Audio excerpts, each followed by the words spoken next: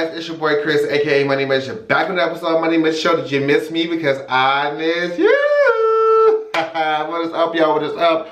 And it is Saturday, which means what? It's story time Saturday. Story time Saturdays. Alright, y'all. Alright, let's get into it. Let's get into it. Alright. So in today's story, oh wait, pause.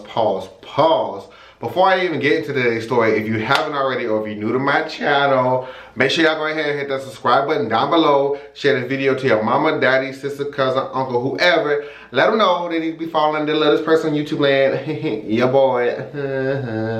Alright, y'all, what is up? What is up?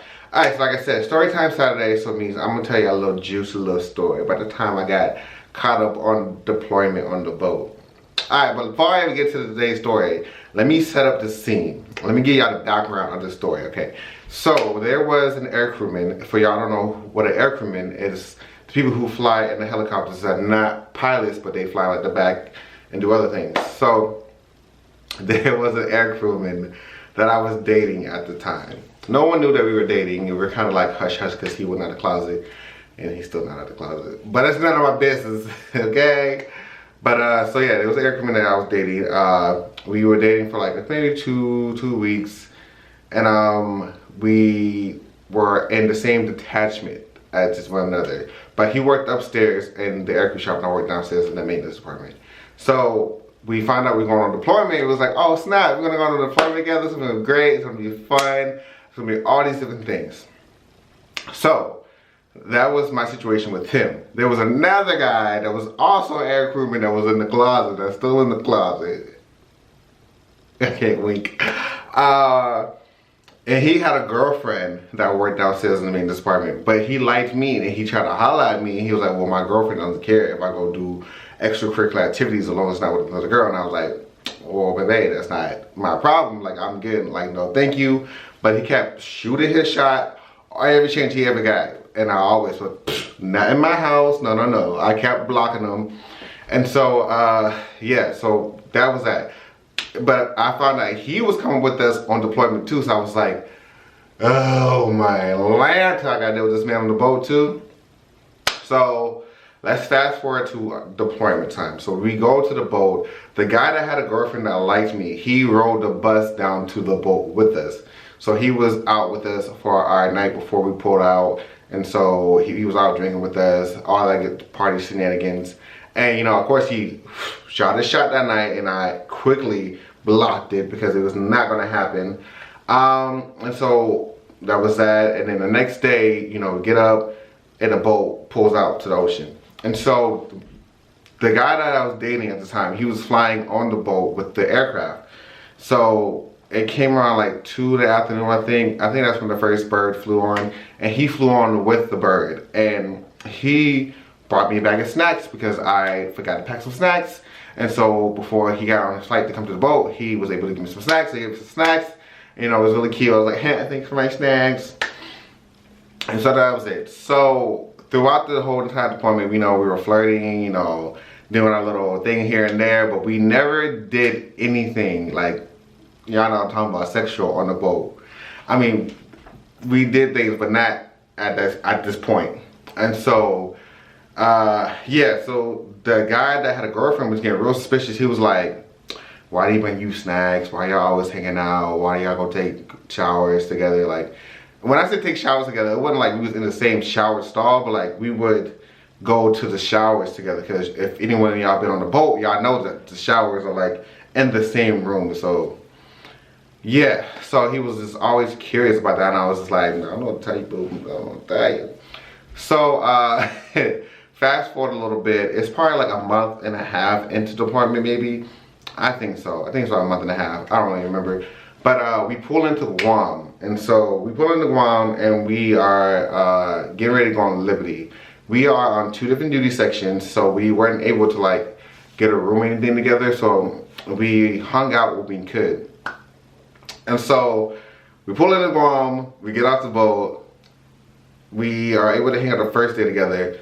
And then I think like the second day we hung out, but then I think the third day he had duty. I don't remember, but I remember the second day, because we were only there for like 4 or 5 days. the second day we went to a place called the Beach Bar. And if you ever been to Guam, you know exactly the place I'm talking about, the Beach Bar. And there was another detachment from my command that was there. And so we all met up at the Beach Bar and we hung out. And so we hung out and, you know, we drank, we laughed, all the good stuff. And I got drunk and some other people got drunk. And, you know, I might have kissed a couple other people that day. So when I went to the bathroom, the guy that I was dating that no one knew was him because he was in the closet was coming out the bathroom and he kind of snatched me up, but not like physically touched me. But he kind of did though. But he said, anyway, he snatched me up and he was like, yo, you need to chill. And I was just like, my bad. Like, I was drunk, so I didn't really know what was going on. And so, yeah, so that happened. And so then our final night in Guam, we all went out together and we did hung out, but like as a group. And then me and him kind of broke off a little bit, hung out with each other for a little bit, just the two of us. And then we all got on the bus to go back to the boat. So we get back to the boat. We're all drunk-ish. I'm pretty sober but tipsy, and everybody else is just, as you know, they say, nice. Nice. And so we get back to the boat, and anyone's ever been on deployment, you know the night before you pull out, everybody and their mama is outside on the flight deck, the side rails, is using the last bit of service to talk to their significant others, to download games, to watch movies, whatever the case may be. So everyone was kind of outside at this point. And we were outside too, and he like whispered to me, he was like, hey, let's go to the shop.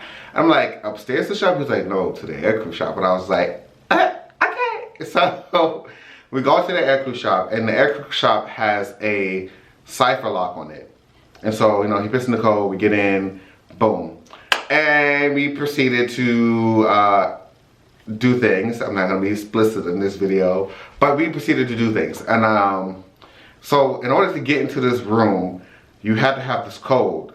And it was like a 4 like flip code, whatever the case may be.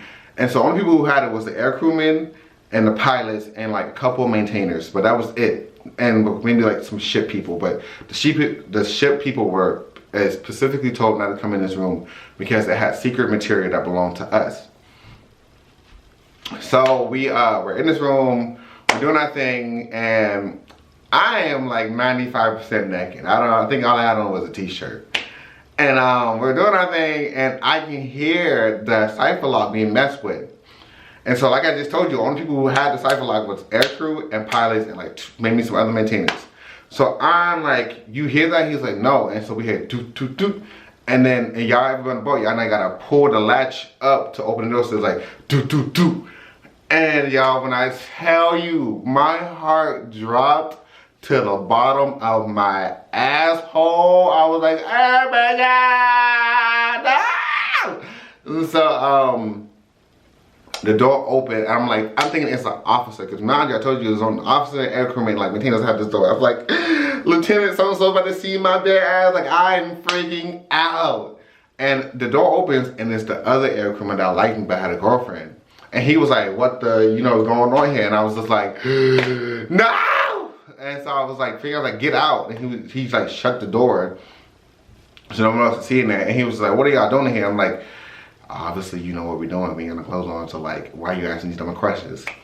And so he was just like, so this is why you won't give me a chance. I was like, no, your girlfriend's why I won't give you a chance. I'm like, no.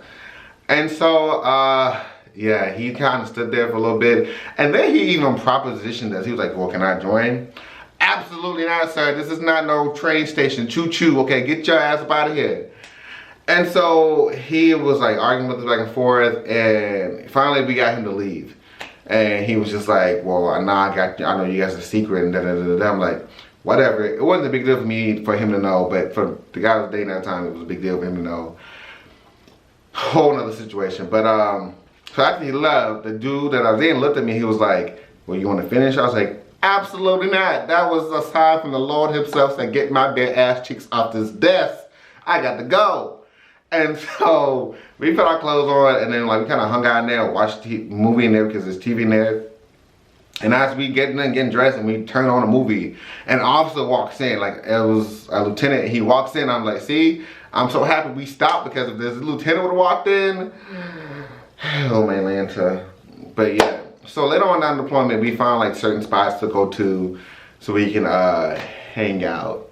One of the great spots, you know, I'm just giving y'all the little secret. I'm pretty sure a lot of y'all know this already.